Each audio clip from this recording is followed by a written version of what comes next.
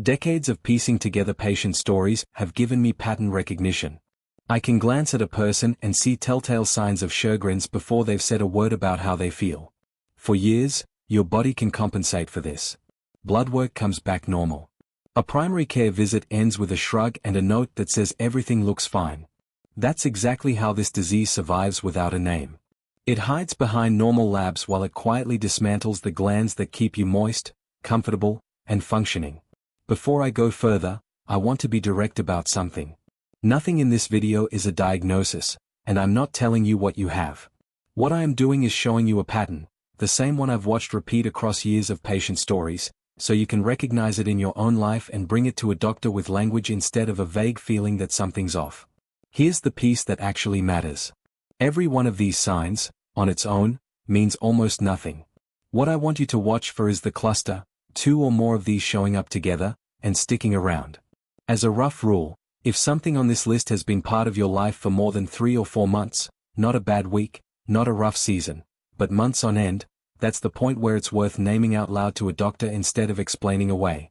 Hit subscribe and leave a like, so the algorithm doesn't leave me stranded. The goal at Health Inside is 200,000 subscribers, and every single person who joins moves us closer. And if you want the full symptom map guide with visuals, symptom breakdowns, and additional resources, type symptom map in the comments, and I'll send you the link to access it. So let's go through what I actually look for, and I'm going to start with the one most people never expect. Fatigue that sleep doesn't fix. Clinicians sometimes call this profound fatigue or non-restorative fatigue, and the name matters because it's a specific thing, not just being tired. Not the normal tired after a long week, but a heavy, full-body exhaustion that's still there after 8 or 9 hours of sleep. The kind that has you moving through wet sand by 2 in the afternoon, the kind that has some people sitting in the car for 10 minutes before they can walk into the grocery store. Most people get told this is stress, or aging, or that they need to exercise more, and none of those explanations ever quite land, because they've tried all of it and the exhaustion doesn't move. This is also the symptom most likely to get someone labeled as depressed, when what's actually happening is an immune system that's quietly active in the background all day, burning energy you can't see, pulling it from the reserves that should be getting you through your afternoon. Type drained if sleep never actually fixes how exhausted you feel. Right alongside that, I ask about joints, especially first thing in the morning.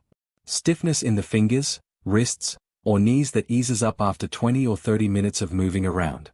Doctors call this inflammatory morning stiffness, and there's a detail in it that separates it from ordinary wear and tear, the kind of stiffness you'd expect from age or old injuries.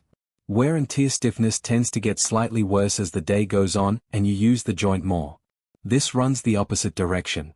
It's worst in the first half hour after waking, and it loosens with motion instead of building with it, fumbling a zipper that used to take no thought, struggling to make a fist around a coffee mug, deliberate first steps to the bathroom before everything warms up. If your stiffness gets better the more you move rather than worse, that direction matters more than how bad it feels. It happens because inflammation pools overnight while the body is still and gets flushed out once you're moving again. Here's why these two matter so much.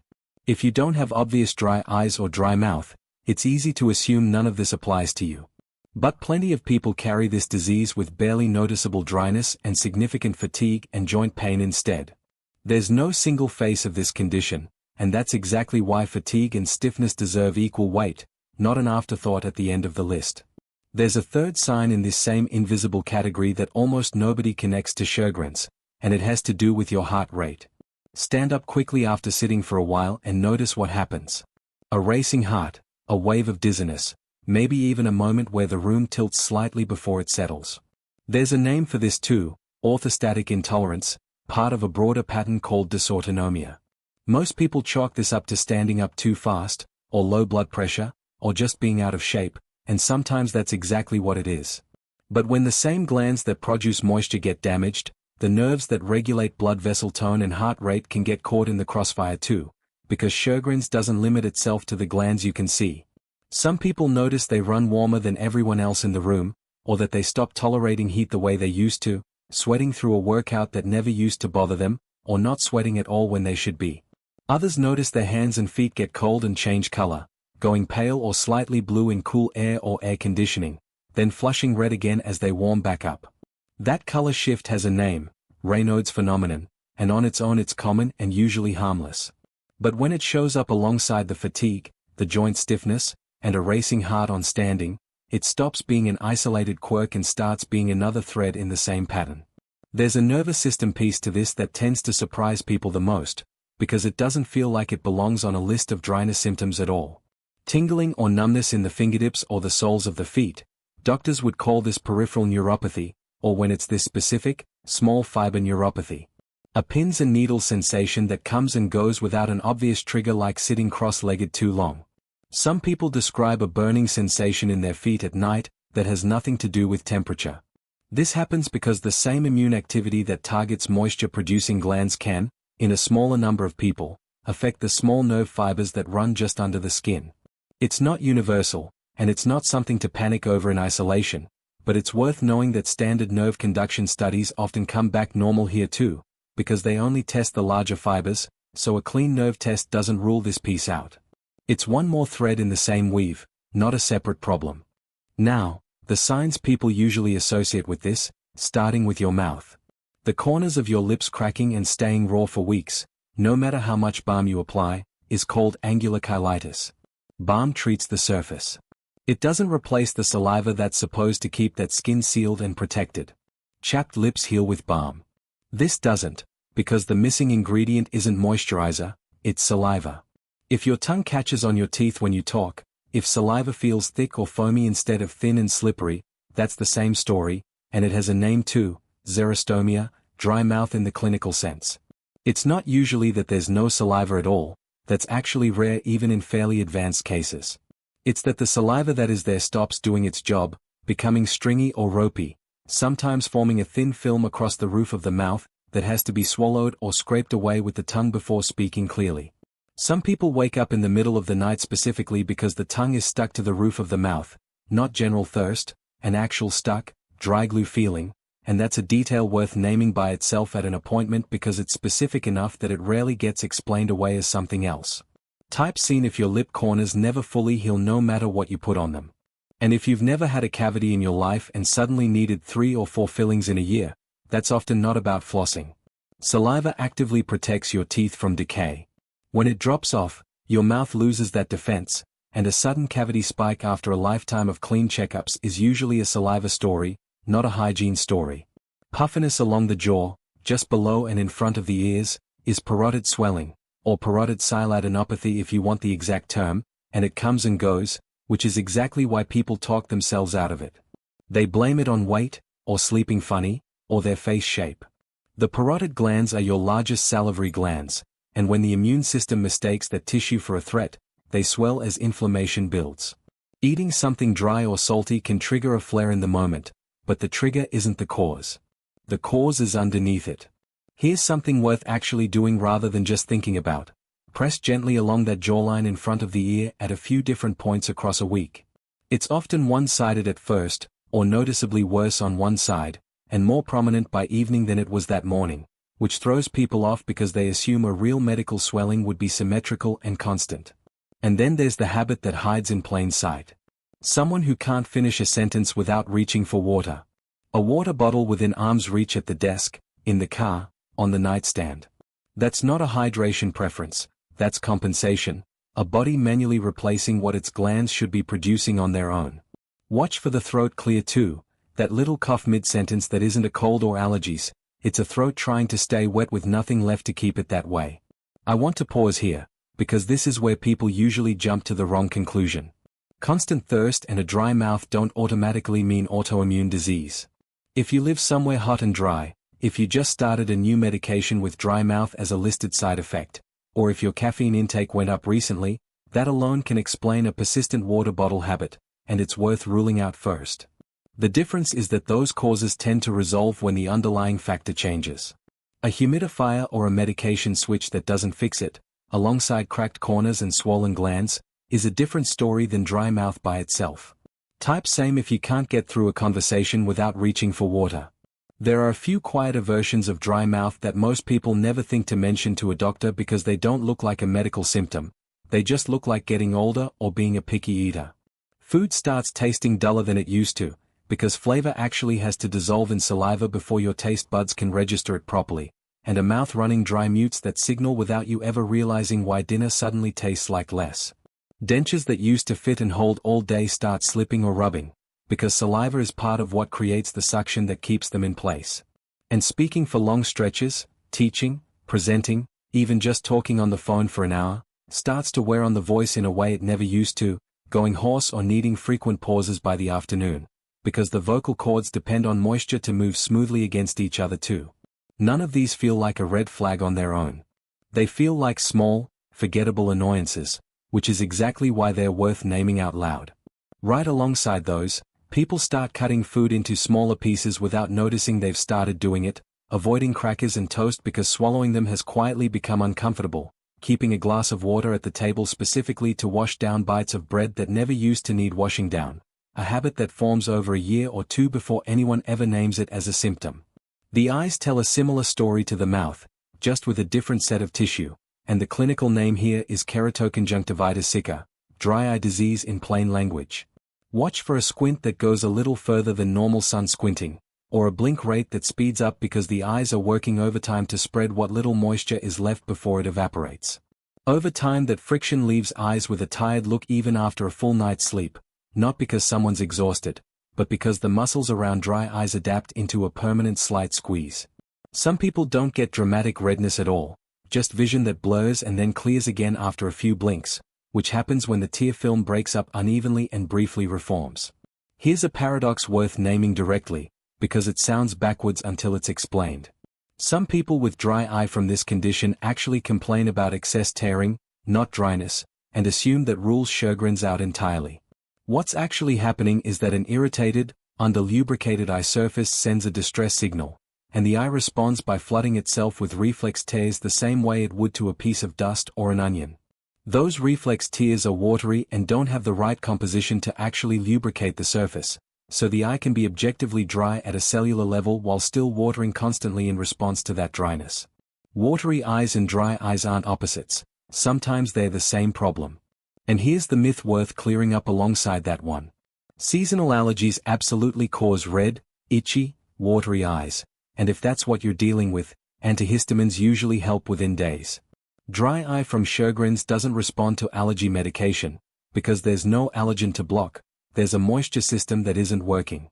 If you've tried the allergy pills and nothing changed, that's actually useful information, not a dead end. Type understood if your eyes feel gritty by the end of the day no matter how much sleep you got. There's a light sensitivity piece to this too, photophobia, that almost nobody connects to dry eyes until someone spells it out. Reaching for sunglasses on mildly overcast days, fluorescent office lighting feeling harsher than it seems to bother anyone else, headlights on the highway at night feeling more uncomfortable than they used to. An irritated, under-lubricated eye surface simply doesn't handle bright or harsh light the way a healthy one does, and that sensitivity tends to build slowly enough that people just adjust around it, keeping sunglasses in the car and angling a laptop screen away from the window, long before it ever occurs to them to mention it as a symptom instead of a preference. Screens make this worse in a way people don't expect, because staring at a monitor naturally cuts the blink rate down to a fraction of normal, uncomfortable for anyone, but for a person whose tear film is already thin and unstable, an afternoon of back-to-back video calls can leave the eyes feeling like they've been rubbed with sand by 5 o'clock, and contact lenses that used to feel fine all day start feeling unbearable by early afternoon instead, prompting a switch back to glasses that people often chalk up to simply getting older. Last on the visible list, the skin. Genuinely dry skin, almost sandpaper dry, especially on the shins, forearms, and scalp. Xerosis is the clinical term, because the same glands under attack in the mouth and eyes often control sweat and skin moisture too. Some people notice they've stopped sweating properly even during a hard workout in the heat, hypohidrosis if you want the precise word for it, and that's actually worth testing for yourself. Next time you're working hard in the heat, notice whether you're sweating less than the people around you. Fine white scaling on the shins after a shower, hair that's thinner and more brittle, nails that split no matter how much biotin gets added to the routine. None of these look dramatic on their own, which is exactly why they get explained away one at a time instead of recognized together. Type valid if your skin stopped sweating the way it used to, even in the heat. A couple of things travel quietly alongside the skin changes that are worth knowing too. Some people notice swollen glands in the neck, under the jaw, or behind the ears that come and go without any infection to explain them, lymphadenopathy, which follows the same pattern as the parotid swelling but shows up in different lymph tissue. And this condition doesn't only affect the glands you can point to on your face. The same moisture-producing tissue lines other parts of the body too. For women specifically, this often shows up as vaginal dryness that doesn't track with hormonal changes the way menopause-related dryness usually does, sometimes appearing well before other menopausal symptoms or persisting despite hormone replacement that should have addressed it if hormones were the only factor at play. It's an uncomfortable thing to bring up, and plenty of women simply don't, assuming it's private or unrelated to everything else going on with their eyes and joints, when in reality it's one more data point in the same pattern. There's also a respiratory piece that rarely makes it onto symptom lists because it's easy to blame on a lingering cold or seasonal dust, a dry cough that doesn't produce anything, that isn't accompanied by a sore throat or fever, and that lingers for weeks rather than days. And there's a mental piece too that people almost never bring up because it feels more like a personality trait than a symptom, trouble finding a word that used to come easily, needing to reread the same paragraph of an email a few times before it lands, a fog that shows up on well-rested days just as much as exhausted ones. None of this feels like the symptom anyone leads with, even though it's rarely the odd one out, it's usually part of the same picture. It also helps to understand just how gradual this really is, because gradual change is one of the hardest things to notice in your own body. If your eyesight worsened overnight, you'd book an appointment that same week. But when dryness creeps in over 3, 5, 7 years, a little more each season, your baseline for normal quietly shifts along with it. The water bottle habit that took 2 years to form doesn't feel like a change, it just feels like who you are now. One thing I tell people to actually do, not just think about, is pull up old photos on their phone and look at their own face across the years. Not for weight or wrinkles, but for that jawline puffiness, for how squinted the eyes look in outdoor pictures, for whether the lips look cracked in photos where nobody would have posed that way on purpose. I also want to talk about how differently this shows up depending on who you are, because most of what gets written about Sjogrens assumes an older woman as the default patient, and that assumption causes real problems for everyone who doesn't fit it. Men with these exact same signs often get dismissed even faster, because dry eyes and dry mouth in a man in his 30s or 40s rarely gets connected to an autoimmune cause at all, it just gets treated as an isolated annoyance and left there. Younger women in their 20s get told their symptoms are stress, or their diet, or simply what it feels like to be busy and tired in your 20s, and the pattern gets buried under a dozen more socially acceptable explanations before anyone considers something autoimmune. If you've been told you're too young, too male, or too healthy looking for this to be on the table, understand that the disease itself doesn't check ID before it starts affecting a gland. It's also common well before menopause, plenty of women develop it in their 20s and 30s, and every symptom gets attributed to birth control or a busy lifestyle for a decade before anyone connects the dots. If you're recognizing yourself in 2 or 3 of these together, and they've been part of your life for months rather than weeks, this isn't a checklist to diagnose yourself with. It's a signal that your body has been quietly compensating, and compensation isn't the same as being fine. Let's talk for a second about why standard testing so often comes back clean in the early years, because this trips people up constantly. A basic metabolic panel isn't built to catch this. What actually confirms it is a more specific set of tests that most general practitioners don't order on a first visit, because nothing about a routine checkup points them there. There are blood markers called SSA and SSB antibodies that show up in a large share of Sjogren's cases but aren't part of a standard panel, so they have to be requested by name. There's a Sjogrens test, a simple in-office measurement of how much moisture your eyes actually produce over a few minutes.